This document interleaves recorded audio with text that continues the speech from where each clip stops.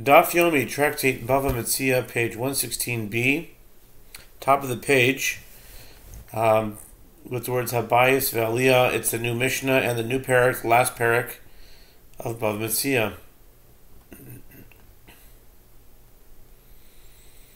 Mishnah says, in the case of the house and the upper story belonging to two people, just an interesting point that someone made, that we're about to start Bava Basra pretty soon, Bava Batra, and it's kind of like this. Someone pointed out that at the end of various tractates, there's some kind of preview, you get a taste of what's coming up, and property law and is what Bava Basra is about, and so this mission is kind of like. It's almost like the first mission of Bava Basra, the Shutfim, two partners that want to make a partition in their joint property. So it's kind of like that. Like in the case of a house, an upper story belonging to two people, the lower story was owned by one individual while the upper story belonged to someone else. That collapsed. The two of them divide the timber and the stones and the earth of the collapsed structure, and the court considers which stones were likely to break, those of the lower or upper story, and gives those broken stones to the one who presumably owned them. If one of them recognized some of his stones, he may take them for himself, and they count towards his amount of stones, and the other party takes other stones accordingly. They do not divide the remaining stones equally. So this seems like it wouldn't apply today. Just to people who own the house. I mean, they probably wouldn't collect the materials of the collapsed house. It doesn't seem like they would, but maybe. Anyway, the Gemara says, the Talmud says, from the fact that the Mishnah teaches that the court considers which stones were likely to break, it can be understood by inference that the case is one in which it is possible to establish with regard to the stones by looking at the debris how the accident occurred. Whether it fell with pressure, in other words, the lower story collapsed and the upper story followed, or whether it fell with a blow. In other words, the upper story collapsed and caused the lower story to follow suit. In the first instance, it is the stones of the lower story that were likely to break. In the latter instance, the stones of the upper story. The Gemara asks, if that is so, that it is possible to ascertain how the collapse occurred, then why in the first clause of the Mishnah do they divide the stones without taking the circumstances into consideration? Let us see.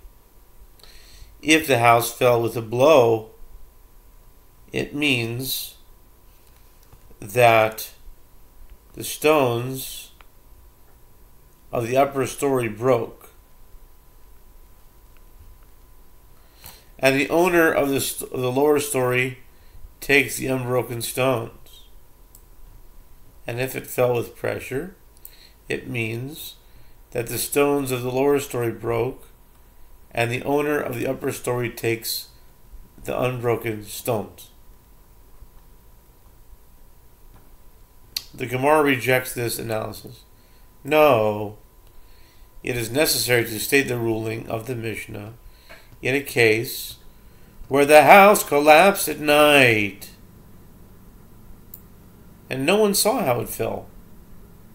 The Gemara challenges, but in such a case, let them see the stones in the morning to ascertain how the house collapsed. The Gemara answers, the first clause of the Mishnah is referring to a case where they had cleared away the stones, and consequently there is no way to determine what occurred.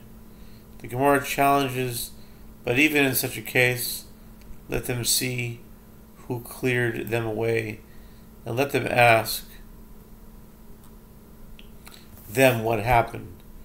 The Gemara explains, the ruling of the first clause of the Mishnah is stated with regard to a case where the general public cleared them away and left, so they cannot be asked. The Gemara challenges, but even in such a case, let them see in whose domain the stones are situated. And once this is determined, the halakha will be that the burden of proof rests upon the claimant. In other words, the owner of the stones situated in the other's domain. The Gemara answers, no, it is necessary to state the ruling of the Mishnah in a case where the stones are situated in a courtyard that belongs to both of them. Or alternatively, if the stones fell into the public domain, and if you wish, say that partners in cases like this are not particular with each other about dividing the courtyard in such a way that the one cannot leave his belongings on the other's side of the courtyard, and therefore the presence of the stones in the area of the courtyard belonging to one of them does not substantiate a claim for the stones. The Mishnah teaches, if one of them recognizes the stones, he may take them. The Gemara asks, and the other, what does he claim? If he says yes, they belong to the other, his halakha is obvious, so why would the Mishnah need to state this? If he does not say yes, why does the one that recognizes the stones take them? What proof does he have that they are his? Rather, it must be that the other says to him, I don't know whose stones they are, and consequently the one who stated a definitive claim is deemed credible.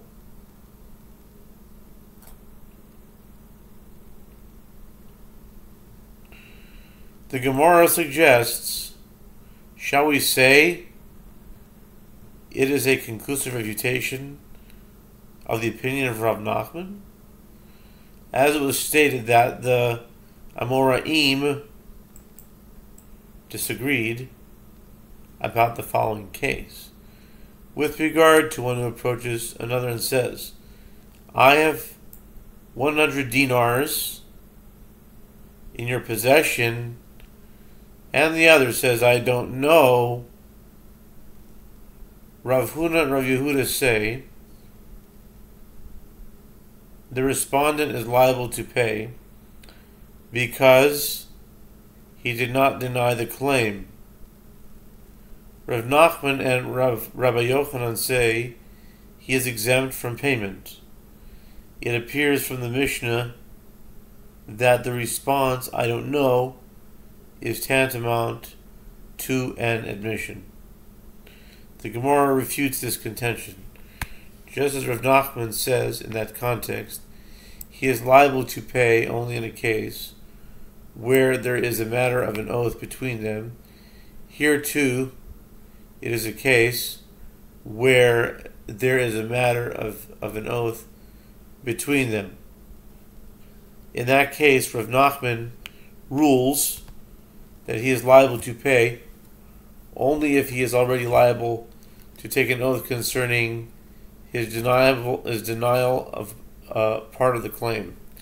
since he does not know if he owes this sum, and he is therefore unable to take the oath he is liable to take, he must pay.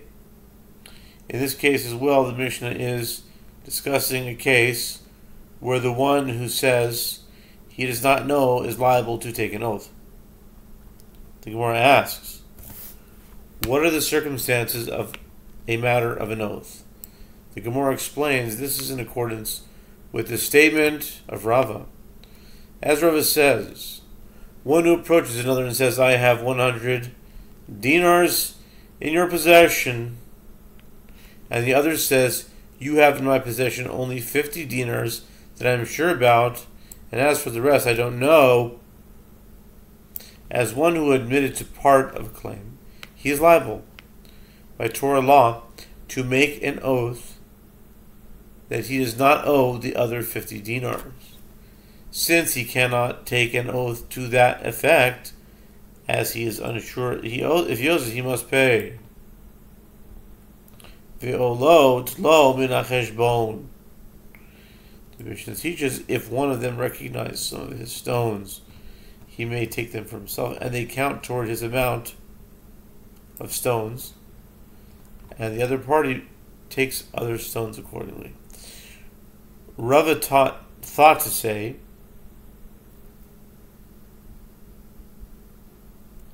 that this means that they count toward his amount of his broken stones. In other words, the first party takes the unbroken stones he recognized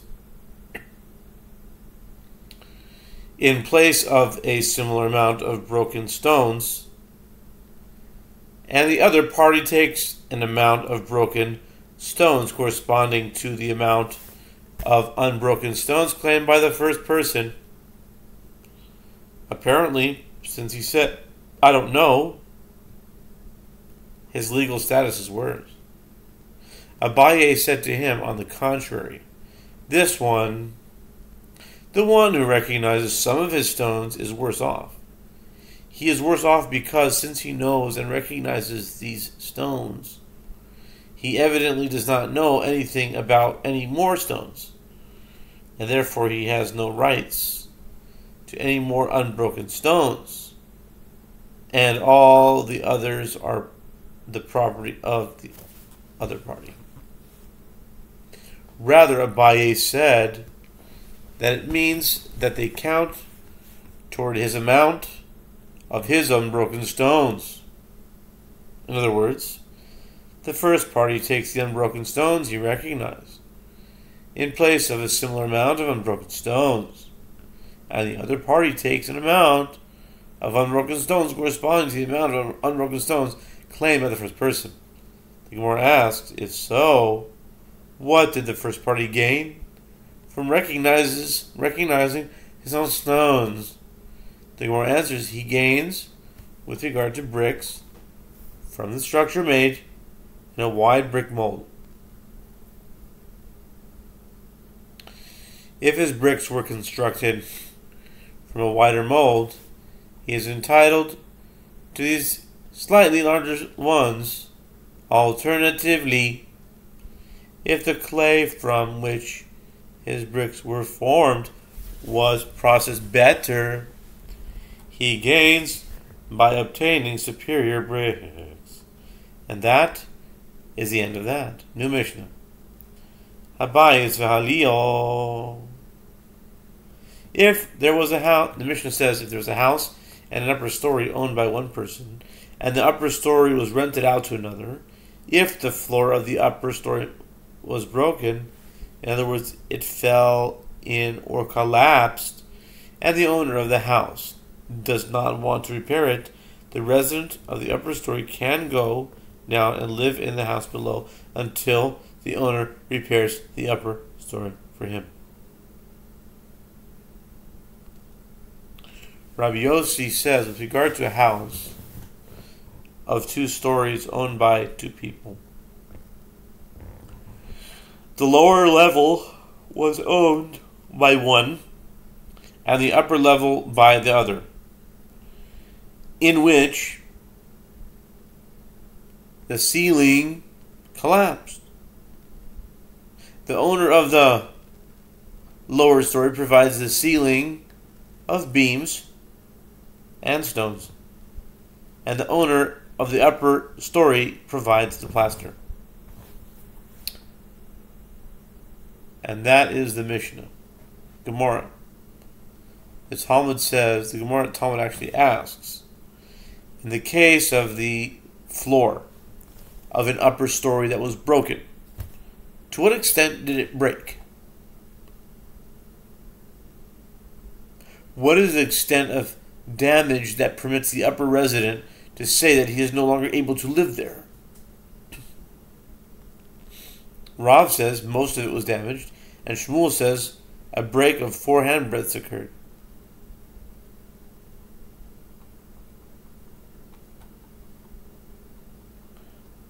Okay, a break of 4 handbreadths occurred.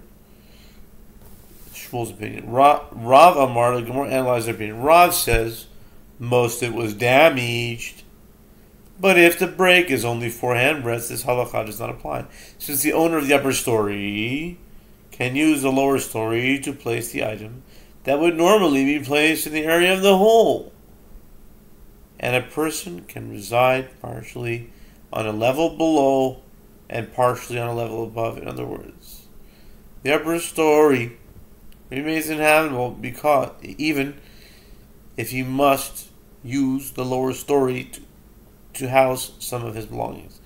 And Shmuel says a break of 4 handbreadths is sufficient for the halacha to apply, since a person cannot reside partially on a lower level and partially on a level above.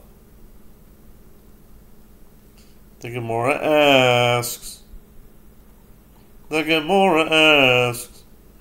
what are the circumstances of the case in the Mishnah? If the owner said at the time of the rental that he is renting in this upper story to the tenant has rights only to this upper story and he has lost the ability to live there. Rather, the owner said to him that he wants to rent an upper story to him without specifying which one. If so, the renter is certainly entitled to functioning living quarters, and the owner must rent him an upper story in a different house belonging to this owner where he can live. The Gemara answers, Rava says no, it is necessary to state the ruling of the Mishnah in a case where the owner said to him, this upper story that I am renting to you, when it is up, in other words functional, live up there in it, and when it descends, and is no longer functional, descend with it and live in the lower story. The Gemara asks, if so, what is the purpose of the Mishnah stating this ruling, as there was an explicit condition to this effect? The Gemara answers, rather, Rav Ashi said, Ella, Amar Rav Ashi, this is a case where the owner said to him, I am renting you this particular upper story, which is on top of this particular house. As by emphasizing that the upper story is above that particular house, the owner thereby rendered the house as leaned with regard to the upper story, although he did not explicitly state that the renter will have the right to live in the house where the upper story became non-functional. The Gemara adds, this is in accordance with that which Ravin bar Rav Ada said, that Rav Yitzchak said, there was an incident involving one who said to another, I am selling you the vine that is on top of this peach tree. And then the peach tree was uprooted. And the incident came before Rabbi Chia, and he said, you are obligated to erect for him a peach tree to support the vine, as long as the vine exists. Boy, Rabbi Abba Bar Mamel raised a dilemma.